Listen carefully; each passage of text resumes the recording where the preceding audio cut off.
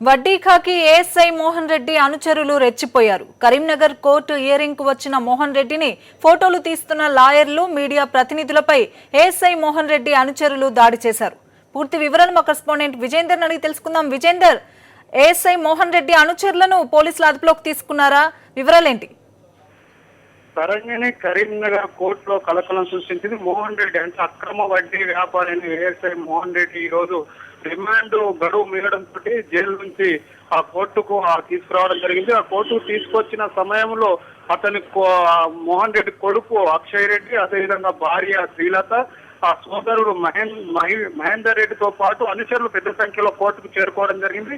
ఈ తరుణంలో వాళ్ళు కింద అంటే అండర్ గ్రౌండ్ హాల్లో ఉన్నటువంటి కోర్టు విచారణ జరుగుతున్న తరుణంలో పైగా కొంతమంది అంటే ఈ అడ్వకేట్లు, అదేవిధంగా ఒక మీడియా ప్రతినిధి కూడా ఫోటోలు తీస్తున్నారని వాళ్ళ భార్య ఆ కొడుకు చెప్పడంతో కొడుకు పదజాలంతో దూషిస్తూ అడ్వకేట్ల నుంచి ఆ న్యాయవాదుల నుంచి దాడి చేయడం జరిగింది. వాళ్ళ దగ్గర ఉన్న సెల్ ఫోన్ లాక్కోవడంతో పాటు చేయి కూడా చేసుకోవడం జరిగింది. అదేవిధంగా అక్కడ ఉన్న మీడియా ప్రతినిధి దగ్గర ఉన్న ఫోటో కెమెరాను లాక్కొని ఆ ఫోటోలని కూడా డిలీట్ చేయాలని అతని మీద కూడా చేయి చేసుకోవడం జరిగింది. దీంతో న్యాయవాదులంతా కూడా ఏకతాటిపై ఒకేసారి వాళ్ళందరూ ప్రతిఘటించడంతో ఆ ప్రతిఘటిస్తూ వాళ్ళందరినీ కూడా అంటే మోహన్ రెడ్డి కొడుకుతో పాటు వాళ్ళ మోహన్ రెడ్డి అనుచరులను తరిమి కొట్టారు. కోర్టు ఆవరణ బయట వరకు కూడా పరుగులు తీయించారు. అంటే ఈ సంఘటన బాగా కలకలం వేయడం జరిగింది. అడ్వకేట్లు అందరూ కూడా ఆందోళన వ్యక్తం చేస్తున్నారు. ఎందుకంటే కోర్టు ప్రిన్సెస్ లో ఈ గొడవ జరగడానికి ప్రధాన కారణం ఏఎస్ఐ మోహన్ రెడ్డి అనుచరులు, అతని కుమారుడు, అతని కుటుంబ సభ్యులు అనేది ఆరోపిస్తున్నారు. అతని మీద కొద్దిసేపటి క్రితం 2 PS లో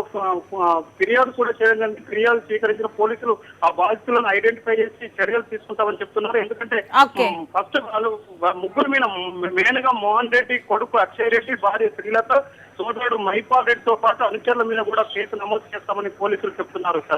ఓకే విజేందర్, థ్యాంక్ యూ.